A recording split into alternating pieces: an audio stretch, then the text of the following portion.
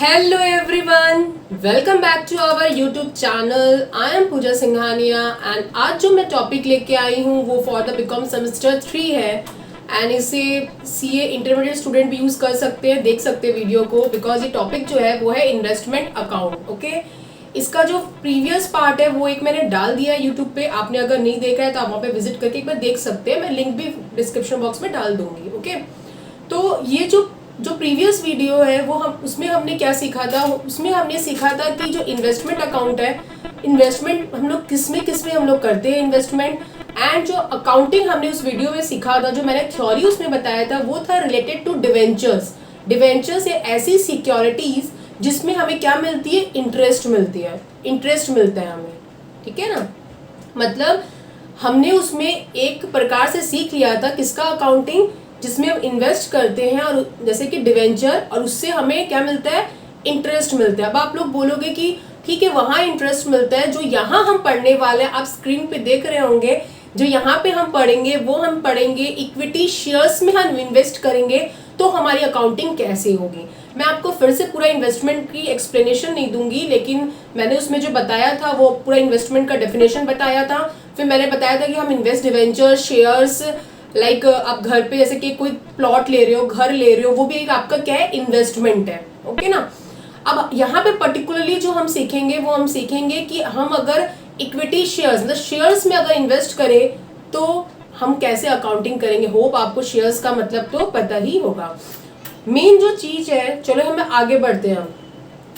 Main जो चीज है वो हमारा है कि return in the equity shares. Mainly जो हमें जो रिटर्न मिलता है थ्रू इक्विटी शेयर्स, उसे हम क्या बोलते हैं, उसे हम बोलते हैं dividend.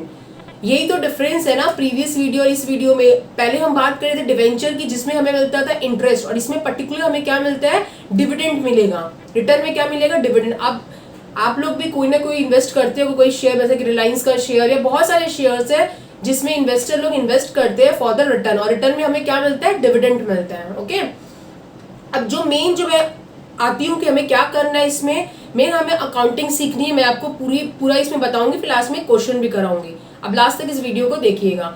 Dividend can be of two type. Dividend दो टाइप के हो सकते हैं.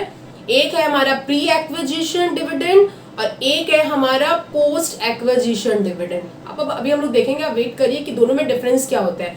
फर्स्ट मैं आपको बताती हूँ कि जो प्री एक्विजिशन डिविडेंड होता है वो क्या होता है, हम इन्वेस्टमेंट अकाउंट में क्रेडिट बैलेंस शो करते हैं. मतलब हमें ये, आप ही बताइए, अगर एक इन्वेस्टर को डिविडेंड मिल रहा होगा तो वो डिविडेंड क्या है. जैसे मुझे अगर इंटरेस्ट मिल रहा है तो मेरे को अगर इंटरेस्ट मिल रहा है किसी चीज पे, तो मेरे लिए क्या हो गया, मेरे लिए वो इनकम हो गया. वैसे ही जो डिविडेंड है वो इन्वेस्टर अगर इन्वेस्ट कर रहा है शेयर्स में, तो डिविडेंड भी उसके लिए क्या हो जाता है, इनकम हो जाता है, राइट. लेकिन ये जो प्री एक्विजिशन डिविडेंड है, इसे हम इनकम नहीं लिखते, इसे हम इन्वेस्टमेंट अकाउंट में क्रेडिट साइड में लिखते हैं, अमाउंट कॉलम में. वेट करिए, वो भी आपको पता चलेगा कैसे. नेक्स्ट एक बार गो थ्रू कर रहे हैं, जो परचेज है इन करंट ईयर, जो करंट ईयर में परचेज हुआ है, dividend only on the current year purchase. जो अब इस साल परचेज हुआ है सिर्फ उसी में डिविडेंड मिलता है अगर प्री एक्विजिशन हुआ तो, प्री एक्विजिशन डिविडेंड हुआ तो. Next, therefore pre acquisition dividend not shown in the dividend column. जो मैंने कहा डिविडेंड कॉलम में नहीं दिखेगा, ये दिखेगा it deduct from the cost of investment. आपने एक इन्वेस्टमेंट खरीदा होगा, शेयर सपोज उसका कॉस्ट लगा होगा, तो उससे हम माइनस कर देते हैं. हम मानते हैं कि हमारा कॉस्ट कम हो गया. कैसे क्या होता है वो हम देखेंगे. while calculating the average cost reduce the amount of pre acquisition dividend. मतलब आप शेयर्स खरीद रहे हो, फिर उसको सेल भी करोगे ना, तो सेल आप करोगे, परचेज प्राइस कॉस्ट भी निकालना पड़ेगा, तब तो प्रॉफिट आएगा ना. तो कॉस्ट कैसे निकालोगे, तो कॉस्ट हम जैसे भी निकालेंगे हम सीखेंगे, लेकिन उसमें जो ये डिविडेंड है ये क्या होता है, रिड्यूस हो जाता है, ये माइनस हो जाता है. हम मानते हैं हमारा कॉस्ट कम हो गया. ठीक है ना. देखिए ये वाला आपने समझा. अब इसकी एंट्री क्या होती है, cash account debit to investment account. ठीक है ना, यहाँ पे हम डिविडेंड नहीं लिखते, टू इन्वेस्टमेंट लिखते हैं. इन्वेस्टमेंट का जो कॉस्ट है वो कम कर देते हैं, इसीलिए हम टू इन्वेस्टमेंट को कम कर देते हैं. ठीक है ना. मैं डायग्राम से और आपको भी समझाऊंगी, पहले आप एक बार देख लीजिए. Post acquisition dividend shown as a dividend, ये आपको दिखाते हो डिविडेंड इनकम है आपका इन द इन्वेस्टमेंट अकाउंट. ये कब परचेज हुआ होगा, प्रीवियस ईयर में. हम अकाउंट बना रहे हैं इस ईयर में, सपोज अभी हम बना रहे हैं 2021-22, आपने परचेज किया होगा 1920 में.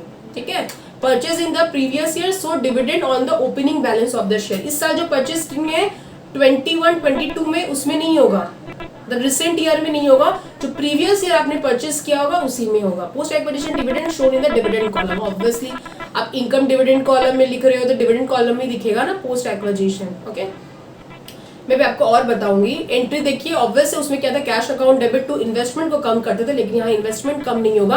हम दिखाएंगे कि भाई हमारा इनकम हुआ है, इसीलिए to dividend, dividend is your income.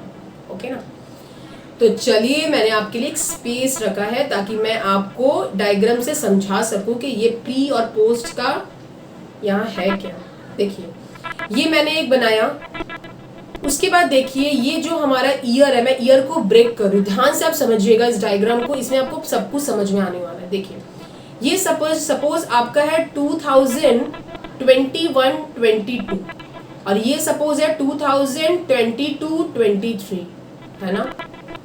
तो देखिए आपने सपोज 2021-22 में एक शेयर परचेज किया होगा, सपोज यहाँ पे एक शेयर परचेज किया, कितना शेयर परचेज किया, एक शेयर परचेज किया है, समझ लीजिए 2000 शेयर आपने परचेज किया है, ठीक है।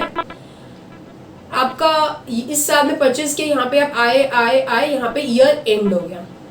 अब आपका 2022-23 आया, आपने फिर यहाँ पे सपोज यहाँ पे फिर एक शेयर परचेज किया, इसमें यहाँ पे आपने समझ लीजिए परचेज किया यहाँ पे 1 जुलाई 2021 परचेज किया, सपोज ये मैं 2000 शेयर्स, और यहाँ पे आप परचेज कर रहे हैं समझ लीजिए 31 अगस्त 2022।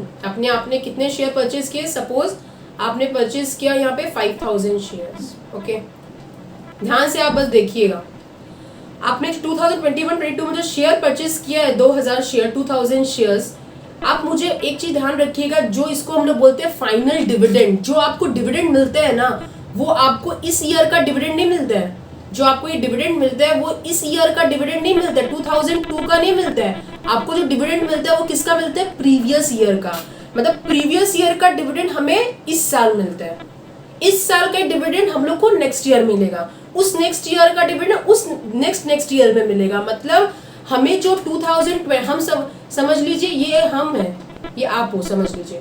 तो आपको जो डिविडेंड यहाँ पे आपको रिसीव हो रहा है 31 अगस्त को डिविडेंड आपको मिल रहा है, समझ लीजिए, तब समझ लीजिए आपको जो डिविडेंड मिलेगा वो कौन सा मिलेगा, आपको मिलेगा 2021-22 के लिए। भले आप खड़े हैं 2022-23 में, लेकिन है किसका डिविडेंड, 2021-22 का वो डिविडेंड है, राइट। अब देखिए यहाँ पे क्या होगा, यहाँ पे सपोज आपने ये जो शेयर 5000 किसी से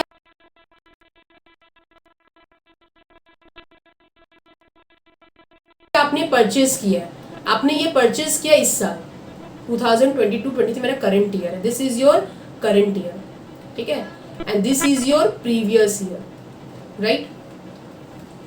अब आप क्या करो, जो शेयर आप परचेज करो, आप मुझे ध्यान से सोच के बताइएगा, जो ये 5000 आपने शेयर परचेज किया है, ये पिछले साल तो प्रीवियस ईयर में तो वो आपके पास नहीं था, वो किसी और के पास था, है ना, वो किसी और के पास था। इसका मतलब अगर आपको समझ लीजिए यहाँ पे समझ लीजिए आपको 31 दिसंबर 2022 में डिविडेंड डिक्लेयर हुआ, तो मुझे एक बात बताइए, ये जो डिविडेंड आपको मिलेगा ना, ये आपको प्रीवियस ईयर के लिए मिलता है, 2021-22 के लिए, ना कि 2022-23 के लिए। मतलब ये जो डिविडेंड मिलेगा ये आपको किसके लिए मिलेगा, 2000 शेयर्स के लिए। लेकिन आपको 5000 शेयर्स पे भी मिलेगा यहाँ पे डिविडेंड, यहाँ पे 5000 शेयर्स पे भी मिलेगा डिविडेंड। लेकिन ये आप मुझे बताइए, ये 5000 शेयर प्रीवियस ईयर में क्या आपके पास था, नहीं था, किसी और के पास था, ठीक है ना, किसी और के पास था, ये आपका इनकम नहीं था।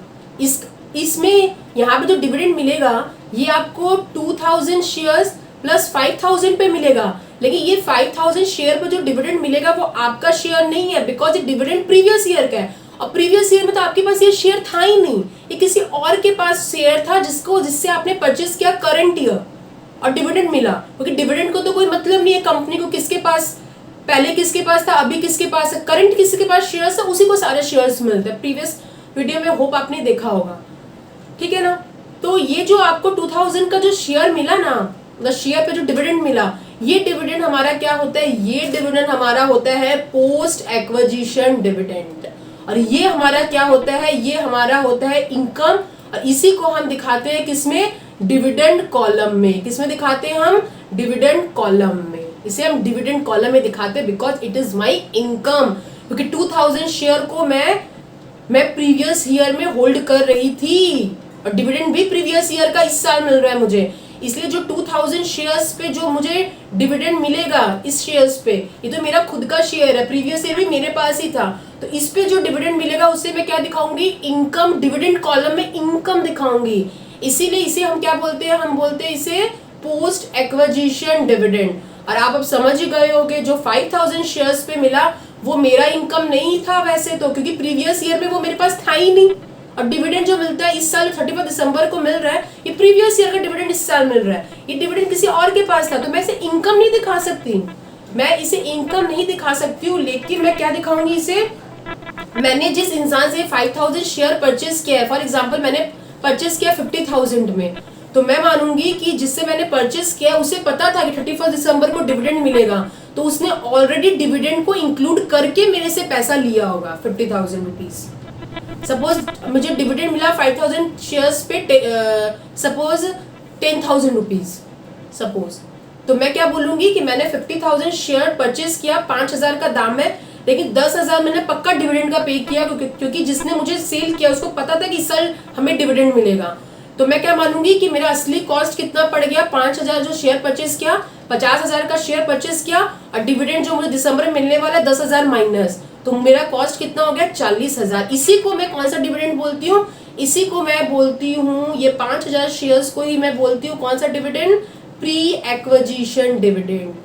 मतलब मेरे खरीदने के पहले का डिविडेंड, प्री एक्विजिशन डिविडेंड, मतलब वो मेरा था ही नहीं। इसीलिए मैं क्या बोलती हूँ कि जो मेरा प्री एक्विजिशन डिविडेंड है उसको जो मैं इस साल शेयर परचेस करते वक्त जितना पैसा दूंगी उसके कॉस्ट से मैं क्या करूंगी? लेस कर दूंगी।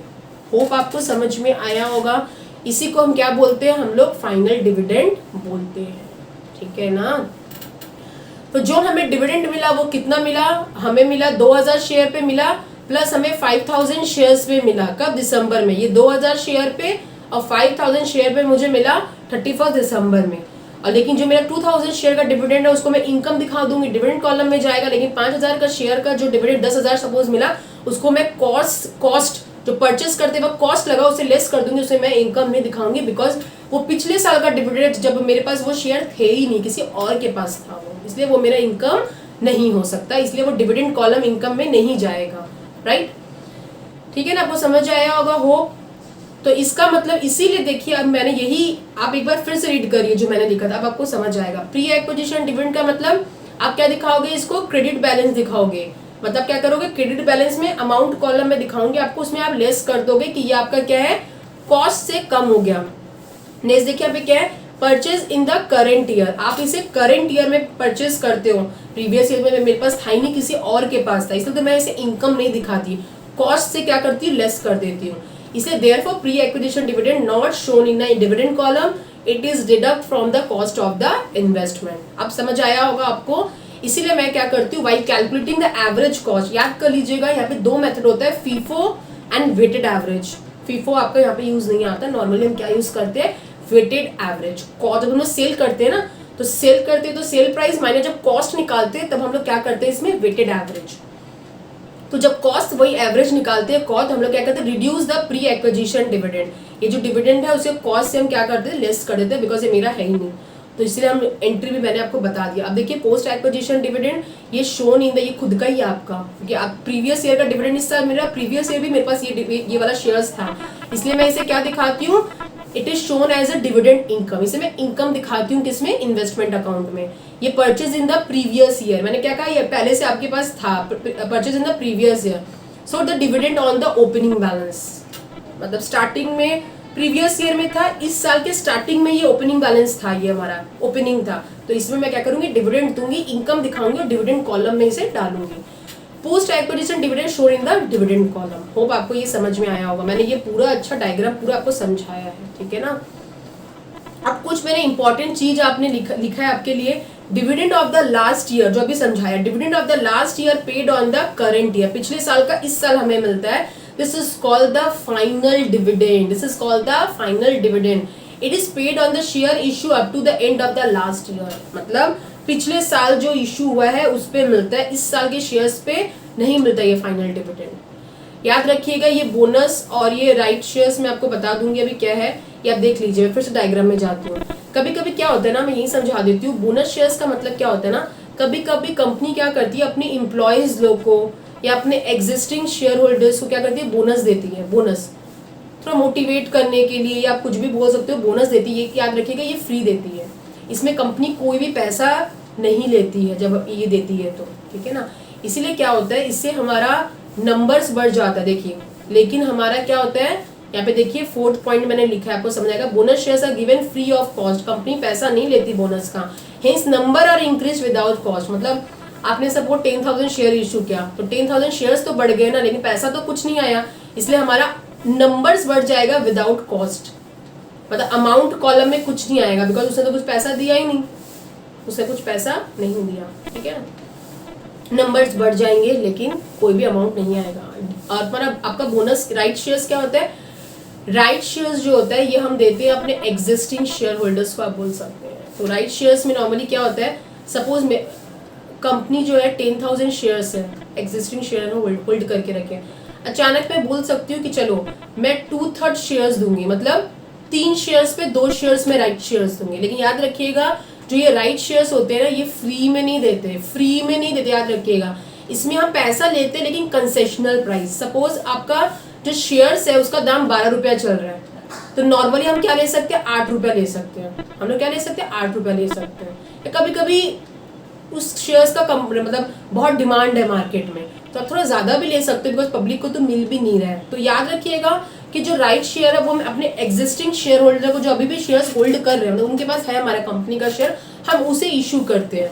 जैसे कि 2/3, 3 के बदले 2, 5, 4th 5th, 4/5, मतलब 5 के बदले 4 शेयर, 1/2, 2 के बदले 1 शेयर, इसे हम क्या बोलते हैं, राइट शेयर। और इसका क्वेश्चन में लिखा रहता है कि कितने में इशू होगा। याद रखिएगा इसमें डिविडेंड इस साल नहीं मिलेगा, नेक्स्ट ईयर से मिलेगा। लेकिन आप जब क्वेश्चन करोगे, आप बोनस में राइट शेयर्स में कभी भी डिविडेंड मत दीजिएगा, याद रख लीजिए। नेक्स्ट ईयर से मिलता है, इस साल इशू हुआ तो इस साल तो नहीं मिलेगा, नेक्स्ट ईयर से। आपका क्वेश्चन में जो आएगा नॉर्मली आप मत दीजिएगा, मतलब राइट शेयर और बोनस शेयर जो आएंगे हम लिखेंगे उसमें इन्वेस्टमेंट अकाउंट में, उसमें डिविडेंड मत दीजिएगा कैलकुलेशन के समय। इंटरिम डिविडेंड क्या होता है, ये कंपनी बीच में देता है, इंटरिम बीच में देता है company, is allowed on the share till issue till the date of the interim dividend. मतलब इसमें हम लोग क्या करते हैं ना, इसमें हम लोग का ये सब कुछ भी नहीं है, ये प्री पोस्ट का कोई भी झमेला नहीं है। ये जो आप देख रहे हो ना, पोस्ट, यहाँ पे मैंने आपको समझाया, यहाँ पे ऊपर में प्री, यहाँ पे कोई भी झमेला नहीं है। ये जो प्री डिविडेंड, इसमें क्या करेंगे, जितना भी शेयर है, सपोज आपको 31 दिसंबर को डिविडेंड मिला, 31 दिसंबर में जितना भी शेयर्स है, सपोज आपके पास कितना था इस क्वेश्चन में था जो मैंने आपको समझाया, 5,000 प्लस 2,000, बस 7,000 पे पूरा में आपको क्या मिल जाएगा, इंटरिम डिविडेंड। जब देने का समय समझ लो, मैंने इस तारीख को इंटरिम डिक्लेयर किया, तब आपके इस समय जितने भी शेयर है सब में आपको मिल जाएगा बोनस, और उसमें नहीं मिलेगा आपको राइट शेयर्स में, बाकी जितने भी प्री पोस्ट यहाँ पे हम नहीं देखते, ठीक है। इंटरिम डिविडेंड और फाइनल डिविडेंड में अंतर होता है। फाइनल डिविडेंड प्रीवियस ईयर का इस साल मिलता है, इंटरिम डिविडेंड कंपनी बीच में कभी भी डिक्लेयर कर देती है, इसलिए उस समय जितने भी शेयर है सभी में मिल जाते हैं, बोनस और राइट शेयर्स में नहीं मिलता है, ठीक है। एक बार ध्यान से और देख लीजिए, राइट शेयर्स का इंपॉर्टेंट पूरा लिखा है मैंने। Right shares are concessional shares, कुछ कंसेशनल प्राइस में नॉर्मली कंपनी इशू करती है। This are granted to the existing shareholder, जो हमारी कंपनी में अभी भी होल्ड करते हैं। राइट शेयर्स आर सब्सक्राइब, याद रखिएगा। सपोज मैं हूँ, समझ लीजिए मिस्टर राम है, उसके पास समझ लीजिए 10,000 शेयर्स है, उसने उस कंपनी ने उसे 2/3 शेयर दिया, मतलब 3 के बदले 2, ठीक है। समझ लीजिए यहाँ पे जो आया, मिस्टर राम को मैं ऐसे एक रफली फिगर ले रही हूँ, 5,000 क्या मिला, राइट शेयर्स मिला, राइट शेयर्स मिला सपोज। तो 5,000 तो राइट शेयर्स है ना, मिस्टर राम क्या कर सकता है, इसे खुद भी खरीद सकता है ओन, या वो बाहर में सेल भी कर सकता है, वो बाहर में सेल भी कर सकता है। और सेल करके क्या करेगा, समझ ले वो अपना जो राइट सेल करेगा, इसको बोलते हैं राइट को सेल करना। कंपनी ने तुमको राइट दिया है, आपको राइट दिया है, हम अपने राइट को सेल कर रहे हैं। सपोज लीजिए मैंने 2 रुपए, 3 रुपए, 4 रुपए में या किसी कितने में भी सेल कर दिया, अब वो सामने वाला इंसान क्या करेगा, उसके वो राइट मिल गया, वो जाके कंपनी से खरीद सकता है। तो सामने वाले को क्या पे करना पड़ेगा, मिस्टर राम को राइट का शेयर का पैसा जो भी वो चार्ज करेगा, 3, 4 या 2 रुपए जो भी चार्ज करेगा, फिर कंपनी से जाके जो कंपनी में प्राइस है वो खरीद के अपना ले जाएगा। तो तो इसका मतलब if the right share are subscribe मतलब ओन परचेज, खुद खरीद लिया उसने, कंपनी ने दिया तो कि कंसेशनल में प्राइस में ले लो, तो हम लोग से बिलीव करेंगे कि ऐसे परचेज, जैसे हम लोग परचेज कर रहे हैं ना शेयर्स को, हम लोग बिलीव करेंगे कि राइट शेयर अगर सब्सक्राइब कर लिया मतलब मैंने खुद ले लिया तो मानेंगे कि मैंने शेयर परचेज कर लिया, वैसा हम ट्रीटमेंट करेंगे अपने अकाउंट में। और अगर हम सब्सक्राइब नहीं करेंगे, किसी और सामने वाले को सेल कर देंगे, किसी और को सेल कर देंगे, तब those right shares are sold in the open market. Open market मतलब मार्केट में हम सेल कर देंगे and it is consider as a recovery of cost. हम मानेंगे मेरा खर्चा हुआ ना कुछ परचेज करते वक्त, हम मानेंगे मेरा कॉस्ट का कुछ रिकवरी हो गया। लेकिन वेरी इंपॉर्टेंट, जो आप से खुद खरीदोगे उसका तो अकाउंटिंग करोगे, क्यों करोगे? क्योंकि आप उसे ट्रीट करोगे एज आपने खुद परचेज किया है। लेकिन आप उसे परचेज नहीं करके खुद अगर सेल कर रहे हो, किसी और को राइट सेल कर रहे हो, तो हम क्या बोलेंगे? Sale of the right share will go to the profit and loss account directly. आपका 2 रुपया करके समझ लीजिए आपने 3000 सेल कर दिया और 2000 खुद खरीद लिया, और 3000 शेयर मैंने कितने में सेल किया? 2 रुपया करके। तो 3000 इंटू 2 कितना हो गया मेरा? 6000। तो मैं क्या करूंगी? 6000 को क्या करूंगी? ₹6000 को अपने प्रॉफिट एंड लॉस अकाउंट में भेज दूंगी डायरेक्टली। अब मैं दिखाऊंगी कि ये मेरा प्रॉफिट है। लेकिन ये क्या होता है? Very important, it will not come in the investment account.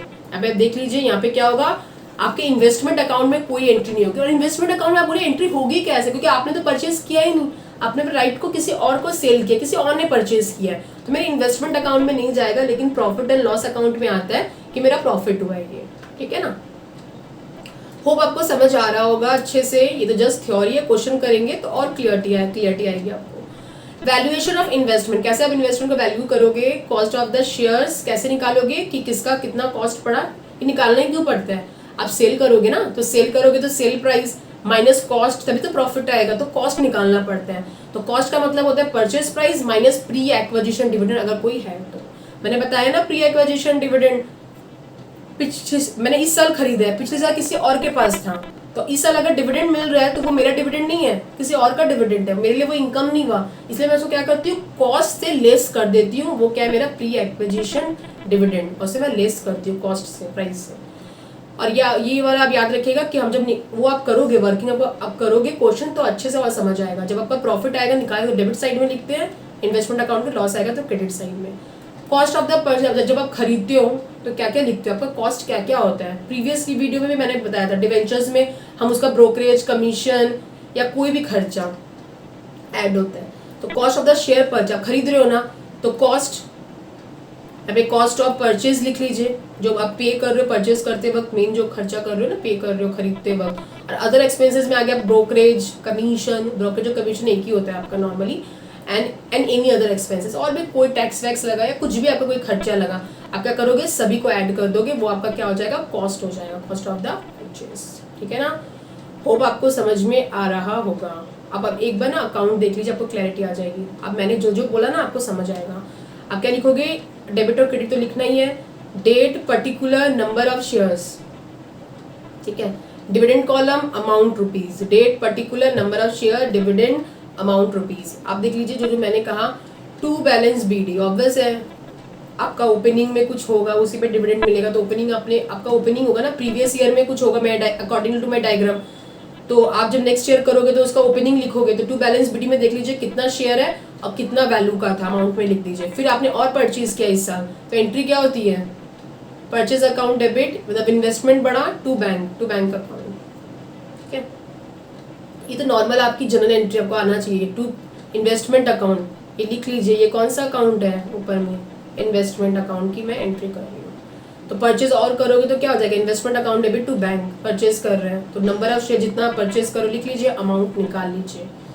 Bonus मैंने आपको कहा वेरी इंपॉर्टेंट, मैंने जानबूझ देखिए लिख के काटा भी है, आप गलती ना कर दो एग्जाम में। बोनस में ये नंबर ऑफ शेयर्स बढ़ेगा, लेकिन यहाँ पे आपने कुछ नहीं दिया रुपया, यहाँ पे कोई अमाउंट नहीं आएगा। राइट शेयर्स मैंने क्या क्या कहा? जो आपने राइट शेयर आपको मिला, जो खुद खरीद लिया, उसको ऐसे बिहेव करेंगे आपने परचेज कर लिया, तो परचेज में भी ये एंट्री होती है टू बैंक। तो मैंने टू बैंक लिख लिया, लेकिन ब्रैकेट में बता दीजिए कि राइट शेयर्स है, तो मैंने बता दिया कि राइट शेयर्स है। इसका भी आप जितना खरीद रहे हो नंबर, उतना जितना खरीद रहे हो शेयर लिख दीजिए, अमाउंट लिख दीजिए कैलकुलेट करके जितने में आपने परचेज किया है। आप सेल करोगे तो वही हो जाएगा बाई सेल्स, ठीक है ना। सेल्स जितना करोगे यहाँ पे आ जाएगा आपका नंबर ऑफ कितना शेयर्स आप सेल किए, अमाउंट आ जाएगा। By bank fine, very important, final dividend जो आपको मिला है ना, प्रीवियस ईयर का इस साल मिलता है। तो जो आपका खुद का इनकम था, जैसे आप प्रीवियस ईयर भी आपके पास शेयर्स था, होल्ड कर रहे थे, वो जो डिविडेंड है वो आप क्या बोलते हैं, आप देखिए यहाँ पे मैंने लिखे यहाँ पे पोस्ट एक्विजिशन डिविडेंड, यहाँ पे आता है पोस्ट एक्विजिशन डिविडेंड। तो पोस्ट एक्विजिशन डिविडेंड इस कॉलम में आता है, लेकिन प्री एक्विजिशन डिविडेंड जो इस साल शेयर परचेज किया और जो डिविडेंड मिलेगा वो आपका नहीं है, किसी और का है। तो आप क्या करोगे, उसे अमाउंट कॉलम में लिखोगे। देखो देखिए मैंने लिखा है प्री एक्विजिशन डिविडेंड। हम मानेंगे जो मेरा कॉस्ट लगा, कॉस्ट डेबिट साइड में आता है ना सारा, तो हम मानेंगे उससे मेरा कम हो गया, क्रेडिट साइड में मैं लिखूंगी अमाउंट कॉलम में। बाई बैंक में वही इंटरिम डिविडेंड, तो कोई दिक्कत नहीं, जितना शेयर है डिविडेंड कॉलम में लिख दीजिए। अब आपको क्या करना है, बैलेंसिंग फिगर करना है, आपको निकालना है। आपका अगर सेल जब आप करोगे तो सेल माइनस कॉस्ट आपको निकालना पड़ेगा, वर्किंग करना पड़ेगा। अगर आपका लॉस आया होगा तो मैंने पहले लिखा है पीछे कि क्रेडिट साइड में अमाउंट कॉलम में लिख दीजिए, और लॉस आया है तो डेबिट साइड में अमाउंट कॉलम में लिख दीजिए। और आप देख लीजिए डिविडेंड कॉलम में अब आपको क्या करना है, अब आपको सीधा करना है आपको बैलेंसिंग। आपने किया ना, लेजर बनाया है ना पहले क्लास 11-12 में सीखा ना आपने लेजर, तो आप इसमें टोटल करेंगे लेजर की तरह। अब आप देख लीजिए आपको करना है यहाँ पे डिविडेंड आपका आएगा, इसको ऐड करके to as statement of profit and loss account, balancing किया, बैलेंसिंग फिगर। और यहाँ पे भी आप क्या करोगे, यहाँ पे भी by balance CD closing figure आपका आप कर लीजिए, इसको सारे को ऐड कर लीजिए। फिर जो नंबर ऑफ यहाँ आपने सेल किया होगा माइनस कर लीजिए, आपका बैलेंस सीडी आ जाएगा। ये अमाउंट भी वैसे ही हो जाएगा, ये वाला, और ये आप minus amount column debit side में ऐड कर दीजिए, क्रेडिट का लेस कर दीजिए, यहाँ पे भी आपका आ जाएगा by balance CD amount column में। ठीक है ना, होप आपको समझ में आ रहा होगा। आप सम करेंगे तब आपको और भी समझ में आएगा। ठीक है ना, होप आपको समझ में आया होगा जितना मैंने कहा है।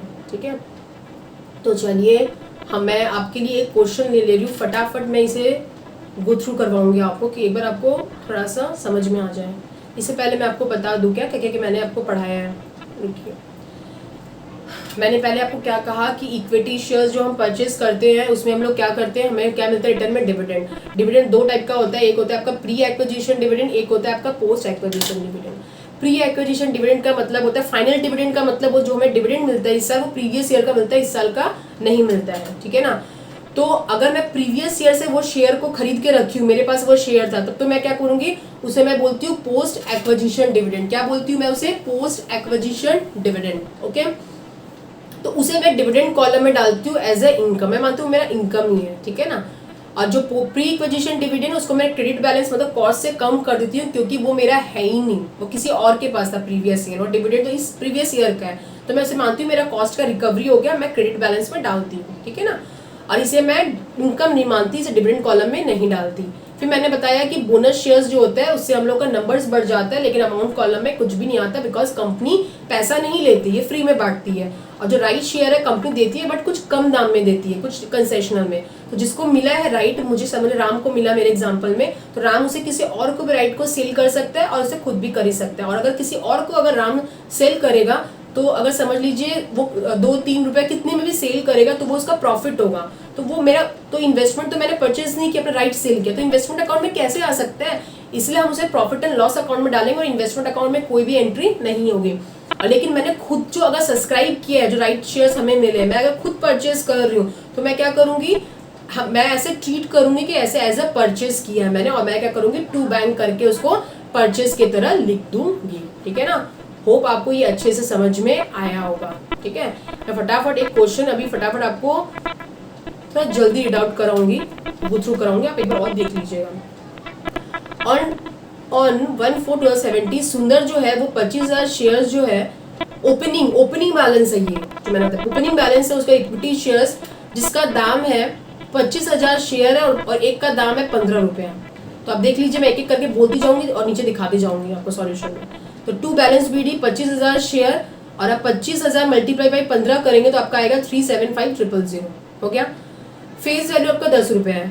ऑन 26/2017 को क्या हुआ, आपने और परचेज किया 5,000 शेयर्स, कितने रुपए में, 16 रुपये में। देखिए फिर मैंने क्या लिखा यहाँ पे, to bank 5,000 share multiply by 16 करेंगे तो आपका आएगा 80,000, कर लिया। तो the director of the X limited announced a bonus right issue, अब कंपनी क्या कर रही है, बोनस राइट इशू कर रही है। No dividend was payable on this, वो तो मैंने भी आपको कहा कि राइट इशू में बोनस में ऐसे भी नहीं मिलता, इन्होंने भी कहा, तो मुझे हम लोग आपको पता ही था पहले से। टर्म्स क्या है कि बोनस शेयर कितने इशू होंगे, 1:6 होगा। आप हमेशा डेट देख लीजिएगा, पहले बोनस आया कि राइट आया, पहले बोनस आया क्योंकि 16/8 को आया है, और राइट शेयर आया आपका 31/8, तो पहले बोनस आया। तो बोनस के पहले कौन कौन से शेयर्स थे, 25,000 मेरा बीडी पहले था, और 5,000 मेरा क्या था, मैंने और परचेज किया। देखिए मैंने बोनस शेयर इशू कर दिया। कैसे इशू किया, 25,000 पहले से था, 5,000 और खरीदा। कंपनी ने कहा मैं कितना दूंगी, 1:6, तो 1:6 मतलब 1/6, तो मेरा कितना आ गया बोनस शेयर, 5,000 शेयर। देखिए मैंने यहाँ पे लिख दिया, आपको दिख रहा होगा स्क्रीन पे, तो मैंने यहाँ पे देखिए लिख दिया 5,000 शेयर। देखिए ये 5,000 आया, और देखिए मैंने अमाउंट कॉलम में क्या कर दिया, ब्लैंक, बिकॉज फ्री में देती है bonus share. Next right issue. Right issue अब जब कर रहे हैं 3:7, अब मुझे बताइए राइट इशू जो हुआ 31/8 को इशू हुआ है, तो उसके पहले कौन कौन से शेयर थे। मेरा ओपनिंग 25,000 था, मैंने परचेज किया 5,000, और बोनस भी आ गया था उस समय, इसके पहले बोनस भी आ गया, तो उसको भी लेंगे इशू करते वक्त। 5,000 बोनस, देखिए 25,000 ओपनिंग, परचेज किया 5,000, और 5,000 आपका बोनस, ये सारे पे आपको राइट इशू मिलेगा। राइट इशू आपको कितना बोला गया, 3:7, और 3:7 का मतलब क्या है, 7 के बदले 3, तो 3:7, तो मेरा राइट शेयर कितना हो गया, 15,000 शेयर। और वेट मैंने क्या कहा, देखने के लिए कोई जरूरी नहीं है कि राइट शेयर उसने खुद ने सब खरीद लिया, जो खुद खरीदेगा वही आपके अकाउंट में आएगा, जो खुद नहीं खरीदेगा वो अकाउंट में नहीं आएगा, ठीक है ना। अब देखिए क्वेश्चन को पढ़िए, share holder can transfer their right in full और पार्ट, चाहे तो वो फुल भी सेल करता है और पार्ट भी कर सकता है और बाकी खुद भी खरीद सकता है। अकॉर्डिंगली सुंदर ने क्या किया, 31/13% जो अपना right of his entitlement to Shekhar for a consideration और रुपीज इतना, उसने सेल कर दिया, सोल्ड कर दिया, किसको, शेखर को 1/3 सेल कर दिया। तो इससे आपको समझ में आ रहा होगा कि 1/3 उसने सेल कर दिया, मतलब 2/3 उसने खुद खरीदा होगा। तो देख लीजिए नीचे थर्ड वर्किंग, राइट शेयर आपका कितना था, 15,000 था, उसमें से उसने 2/3 खुद खरीद लिया, तो कितना शेयर हो गया आपका, 10,000। तो मैंने टू बैंक, मैंने कहा खुद जो खरीदेगा उसे ट्रीट करेंगे कि मैं उसे परचेज कर रही हूँ, तो टू बैंक, लेकिन ब्रैकेट में अब लिख दीजिएगा राइट, तो आपका कितना आ गया, 2/3 आपका आ गया 10,000 शेयर, और 10,000 शेयर का आपको कितने में परचेज किया, देखिए फॉर ए यहाँ पे देखिए क्या कितना लिखा है, यहाँ पे ऊपर देखिए आपका लिखा होगा, यहाँ पे आपको लिखा होगा कि आपको कितने में परचेज करना है। ये देखिए पूरा क्वेश्चन पढ़िए, शेयर होल्डर्स कैन ट्रांसफर, ये आपको पढ़ लिया। अकॉर्डिंगली सुंदर सोल्ड इतना of the right in time to Shekhar for a consideration of ₹2, मतलब अपने राइट को सेल किया इसने 2 रुपया में, 2 रुपया में इसने अपने राइट को सेल कर दिया, और इसने कितना सेल किया, 1/3, मतलब ये जो 2/3 है इसने क्या किया, खुद परचेज किया है। अब नेक्स्ट पढ़ते हैं, समझ में आएगा। डिविडेंड क्या हुआ, dividend for the year ended 31/3/2017 at the end 20% dividend declare हुआ बाय द एक्स लिमिटेड और रिसीव बाय द सुंदर ऑन 31/10/2017। देखिए पहले ये देख लीजिए, 31/10/2017 में क्या हुआ, डिविडेंड डिक्लेयर हुआ। आपको पता है डिविडेंड दोनों पे मिलता है, चाहे आपका ओपनिंग बैलेंस हो या आपने इस ईयर परचेज किया। बोनस और राइट शेयर को तो भूल ही जाइए, क्योंकि उस पर डिविडेंड तो मिलता ही नहीं, उसे भूल जाइए, आप लोग पूरा भूल जाइए। तो इसमें तो नहीं मिलेगा आपको, 25,000 पर डिविडेंड मिलेगा क्योंकि वो आपका ओपनिंग बैलेंस था, और आप बैंक जो इस साल खरीदा। अब मुझे बताइए ध्यान से, जो आपका ओपनिंग बैलेंस था इस पे जो डिविडेंड मिलेगा इसे हम बोलते हैं पोस्ट एक्विजिशन डिविडेंड, और वो कौन से में आता है, डिविडेंड कॉलम में आता है। और जो 25,000 जो मैं 5,000 सॉरी जो मैंने इस साल खरीदा है उस पर भी डिविडेंड मिलेगा, लेकिन वो हम कहाँ डालते हैं, कॉस्ट के कॉलम में, क्योंकि वो मेरा नहीं है किसी और का है, मैं इसे रिकवरी ऑफ द कॉस्ट मानती हूँ। तो देखिए डिविडेंड को एक बार देख लीजिए आप ध्यान से, जो आपका डिविडेंड है वो रिसीव्ड हुआ है कितना, देखिए 25,000, देखिए यहाँ पे लिखा हुआ है आपका, मैं 5 नंबर पॉइंट पढ़ा रही हूँ, dividend receive by the share held on 1/4/2017, मतलब जो ओपनिंग में शेयर था मेरा 25,000 शेयर, मेरे 25,000 जो शेयर था वो मेरा खुद का था, इनकम था, तो मैं 25,000 में क्या करूंगी, 25,000 हो गया मेरा फेस वैल्यू पे होता है ना डिविडेंड, तो मल्टीप्लाई 10 कर दिया। याद रखिएगा जो शेयर्स का डिविडेंड होता है वो किस पे होता है, फेस वैल्यू, किस पे इशू किए वो मतलब नहीं है, सिर्फ 25,000 शेयर, फेस वैल्यू 10 रुपया, तो मल्टीप्लाई बाई 10, 20% आपका हो गया डिविडेंड, तो आपका यहाँ पाया 50,000। तो ये जो शेयर है ये ओपनिंग बैलेंस पे जो डिविडेंड मिला 20 से 50,000 वो मेरे इनकम है, डिविडेंड कॉलम में जाता है, ये आपको मैंने बता दिया है। और देखिए dividend receive on the share purchase on 26/17, ये वाला जो आपने नेक्स्ट परचेज किया 5,000 शेयर इस साल, इस ईयर को, उस पर भी दिया गया कितना, 5,000 पे कितना 20%, कितना फेस वैल्यू 10, तो इसमें 10,000 जो शेयर मिला will be adjusted to the investment account. 10,000 मैंने कॉस्ट के नीचे लिखा, मतलब आप कॉस्ट नहीं लिख सकते, इसको अमाउंट भी लिख सकते हैं, अमाउंट कॉलम भी लिख सकते हैं। मैंने बताया ना अमाउंट कॉलम में हो जाएगा जो आपका प्री एक्विजिशन डिविडेंड होगा। तो समझ में आया होगा कि जो 25,000 पे जो डिविडेंड मिला हमें 20%, वो मेरा इनकम था, वो डिविडेंड कॉलम में गया। और जो 5,000 शेयर जो इस साल परचेज किया वो मेरे डिविडेंड कॉलम में, इनकम में नहीं जाएगा, वो मेरा कॉस्ट के कॉलम में जाएगा। ठीक है ना। नेक्स्ट अब देखिए क्या हुआ, इसमें कहा था कि 1/3 जो शेयर है वो आपने क्या किया, किसी और को सेल कर दिया। तो 1/3 जो शेयर है वो मेरा देखिए यहाँ पे इसने कैलकुलेट किया था, sale of the right entitlement. 15,000 मैंने कैलकुलेट किया था, ये वाला क्या आपका क्या था, राइट शेयर था। 15,000 में अपने 1/3 क्या किया, किसी और को सेल कर दिया। तो 15,000 का 1/3 आपका आ जाएगा कितने रुपए में, 2 रुपये में, 2 रुपीज में। देखिए लिखा है यहाँ पे 2 रुपीज में, तो आपका आया 10,000 रुपीज। तो ये 10,000 आपने क्या किया, अमाउंट देखिए यहाँ पे लिखा हुआ है, amount receive by selling the right entitlement will be credited to profit and PNL account. आप पीएनएल अकाउंट में डालोगे, इसे बुक्स में नहीं लिखोगे। बुक्स में लिखना क्या है, बुक्स में लिखना है आपको, देखिए यहाँ पे 15,000 में से राइट शेयर सब्सक्राइब्ड, ये वाला 3rd नंबर पॉइंट, सब्सक्राइब आपने कितना किया, राइट शेयर आपका 15,000 था, उसमें से मैंने कहा ना 2/3 आपने परचेज किया है, मतलब सब्सक्राइब मतलब खुद खरीदा है। तो 15,000 का 2/3 आप करोगे तो आपका आ गया 10,000 शेयर, तो जो आया 2 बैंक राइट आपने खुद खरीदा है। और देखिए आपने कितना खरीदा है, आपको क्वेश्चन में दिया हुआ है, dividend for the right share acquired by him to be adjusted against the cost of purchase, वो मैंने कर दी, ये काम का नहीं है। ये वाला देखिए, ऑन 15/11/2017 सुंदर sold 25 equity shares at a premium of 5 share each. ये तो आपका क्या हो गया, ये तो आपने सोल्ड किया है, ये वाली एंट्री नहीं है, हम हमारी ऊपर एक कुछ छूट गया है। देखिए ये वाला due date of payment is इतना, share holder can transfer their right full और पार्ट, ये वाला भी हो गया। ये वाला ये देखिए, ये मैंने देखा राइट शेयर यहाँ पे देखिए छोटा सा लिखा हुआ है, आप भी गलती कर दोगे। 15 रुपीज में ये लोग ने कहा कि अगर आप इसे परचेज करोगे तो आपको 15 रुपीज लगेगा। ठीक है, तो मैंने खुद जो परचेज किया देखिए यहाँ पे लिखा हुआ है, यहाँ पे ये वाला है 15 रुपीज, ये वाला। तो खुद जो आपने परचेज किया 15,000 का 2/3 मतलब 10,000 शेयर, 10,000 मल्टीप्लाई 15 150,000, और आपने जो 10,000 जो दूसरे को सेल किया 2 रुपये में, वो आपका इनकम हो गया, वो इस अकाउंट में आया ही नहीं। क्लियर, समझ में आया आपको। अब देखिए जो हमने नीचे पढ़ा कि सुंदर सोल्ड कर दिया, मतलब सोल्ड कर दिया 25,000 को, सोल्ड कर दिया शेयर्स को एट अ प्रीमियम ऑफ ₹15, मतलब आप बताइए प्रीमियम 15 रुपये, मतलब 10 फेस वैल्यू है, 5 रुपये प्रीमियम, मतलब 15 रुपये में सेल किया होगा ये। ठीक है, ये 6 नंबर दरकार नहीं है वर्किंग। 7 नंबर देखिए कितने में सेल किया इसने सेल किया होगा 5 रुपये प्रीमियम, और कितना शेयर सोल्ड किया इसने 25,000। तो आप देख लेना कैलकुलेट करके 25,000 मल्टीप्लाई बाय 15 आप करोगे ना, आपका 375,000 ही आएगा। अब आपको तो प्रॉफिट निकालना पड़ेगा, कैसे निकालोगे, इसको कॉस्ट निकालना पड़ता है तो प्रॉफिट निकलेगा। और कॉस्ट कैसे निकलता है, ध्यान से देखिए, एवरेज वेटेड एवरेज लगता है। तो इसमें आप क्या करते हो, 375,000, तो मतलब देखिए स्टार्टिंग से हम लोग को देखना डेबिट में, पहला ओपनिंग में जो दाम कितना था अमाउंट कॉलम में 375,000, फिर आपने क्या किया और परचेज किया 80,000, यहाँ पे 80,000 लिखा। फिर आपने क्या किया, जो आपने सब्सक्राइब किया, जो राइट शेयर सेल किया वो तो आता ही नहीं है, जो खुद खरीदा वो परचेज की तरह बिहेव करते हैं, तो उसके लिए आपने 150,000 दिया, तो मैंने भी 150,000 लिख दिया। और उसके बाद आपने क्या किया, मैंने क्या कहा, जो आपका प्री एक्विजिशन डिविडेंड जो अमाउंट कॉलम में किया है, वो जब कॉस्ट निकालते हैं हम लोग सेल के वक्त, तब हम लोग उससे माइनस कर देते हैं। इसे देखिए जो मैंने अमाउंट कॉलम में डिविडेंड यहाँ पे लिखा है आपका, तो कितना लिखा है 10,000 रुपया, है ना।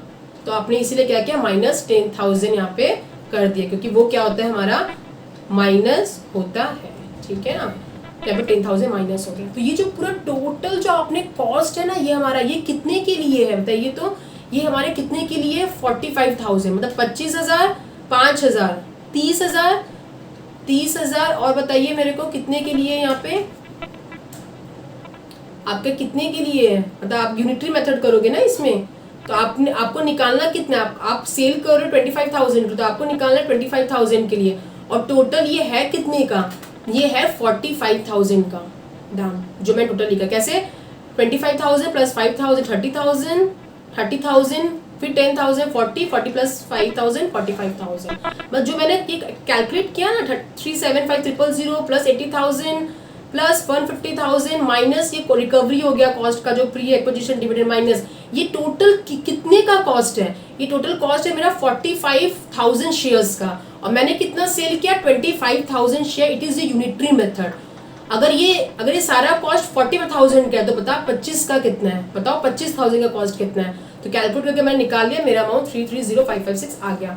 अब मैंने सेल किया 375000 में, कॉस्ट मेरा आ गया 330556। इसका मतलब मेरा प्रॉफिट कितना आ गया, प्रॉफिट आ गया मेरा 44444, ये आपका आ गया प्रॉफिट। और मैंने पहले ही कहा है कि प्रॉफिट किस में जाता है, डेबिट की क्रेडिट में। बताइए मेरे को, जो अगर प्रॉफिट हुआ तो डेबिट में जाएगा। देखिए इसीलिए हमारा प्रॉफिट आ गया डेबिट में। होप आपको दिख रहा होगा, देखिए अब सिंपल है, आपको समझ आ ही गया होगा मैं क्या बोलना चाह रही हूँ। सिंपल आप कर लीजिएगा। अब जैसे हम करते हैं लेजर में बैलेंसिंग, आप टोटल कर लीजिए। अब आपका यहाँ पे जो डिविडेंड है 50, आप करेंगे तो 2 P&L में भेजेंगे, स्टेटमेंट ऑफ P&L। तो 50,000 आपका आ गया डेबिट में। अब आप CD निकाल लीजिए, डेबिट कॉलम को ऐड करके क्रेडिट को लेस करके, तो आपका CD नंबर ऑफ शेयर्स और यहाँ पे अमाउंट कॉलम में आ जाएगा। ठीक है, मैंने जस्ट आपको एक ब्रीफ आइडिया दिया इस क्वेश्चन के थ्रू, ताकि जो मैं आपको थ्योरी समझाई हूँ आपको एक बार आइडिया आ जाए कि कैसे हम इसे करते हैं। होप आपको ये अच्छे से समझ में आया होगा। और आपने अगर मेरा प्रीवियस वीडियो नहीं देखा है इसका पहला वाला, तो प्लीज देख लीजिएगा, आपको अच्छा और समझ में आएगा। ठीक है ना। ओके, आज के लिए फिर इतना ही। Thank you everyone.